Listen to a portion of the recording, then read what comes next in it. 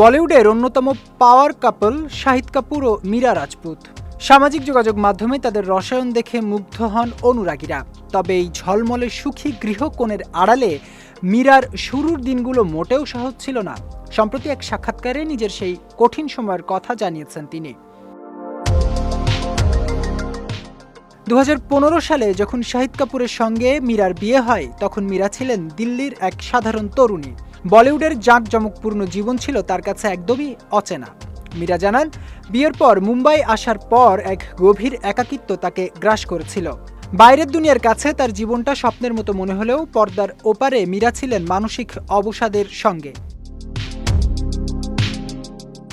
মীরার ভাষ্যমতে, বিয়ের পর আমি কিছুটা গুটিয়ে গিয়েছিলাম।